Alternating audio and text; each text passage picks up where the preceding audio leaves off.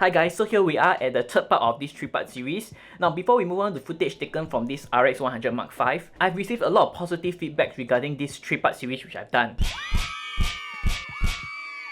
I also received comments such as this to cover the techniques I've used to be able to shoot the B-roll, especially taken from the part 1. Now I will not be able to cover the techniques on this 3-part series, but I'll have an additional part 4 which I'll be able to cover the 2 techniques which I mainly use, namely focus pulling and sliding shots, which both can be used without buying additional gears. Now if you're interested in that, stay tuned for this bonus part 4. Now at the end of this video, I'll be giving my conclusions on these 3 cameras which I've shot the B-rolls using: the A6400, the RX100 Mark V, and the Insta360 Go. Now without further ado, let's look at the footage taken from this RX100 Mark V.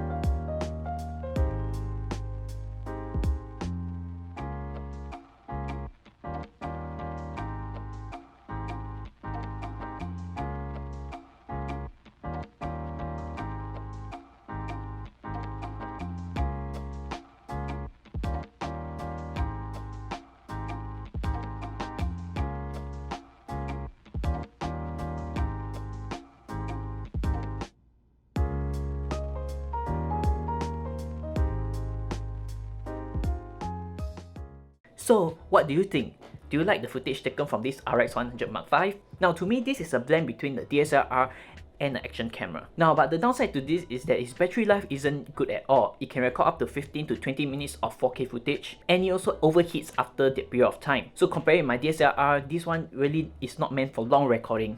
Overall, I'm still very happy with this RX100 Mark V, as it has quality which is very close with the bigger DSLRs out there. Now this particular model has an aperture of f1.8, which really gives a very nice bokeh at the back. Now if you do not care about long recording, this is a very good camera to be able to bring around. Now it's able to shoot RAW with its 1-inch sensor and able to give you very high-res photos. So let's give a small conclusion on these 3 B-rolls which I shot. Now for the A6400, it has the best quality but it comes in a very bulky size. If you're planning to shoot videos for companies, the A6400 with the Sigma 16mm 1.4 more than does it for me.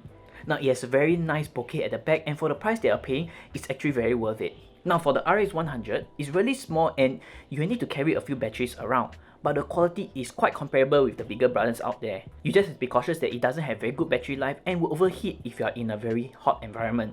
Now for the Insta360 Go, it might be the smallest out there, but it's still able to record 54 clips of 30 seconds each. More than enough to be able to stitch for you a very interesting montage. As you can see, comparing the footages taken out from the RX100 and the A6400, it can go into places which these 2 cameras cannot. Not only that, it's also waterproof and able to pour in milk, as you can see from one of these footages. So which one of these cameras do you prefer? Do you prefer the small one, which is able to fit in very interesting places? Or do you prefer the RX100, which is able to have very good 4K recording despite its low battery life? Or you would just rather go for the mirrorless setup, which is big and bulky but gives you the best quality? Leave me down in the comments below. Now if you're interested in the detail rating regarding these 3 lineups of cameras, I've recently done a video right here, which I'll be able to break down the pros and cons as well as the different aspects of these 3 lineups. I hope this 3-part series has inspired you to be able to do something in your home. Now creativity is very challenging when you're only confined to a certain space, but that really challenges you to be able to use the gears and the things that you have to create an interesting story. If not, stay safe during this period of time and keep a lookout on my 4th video which I cover those 2 techniques I mentioned at the start. And I'll see you in the next video.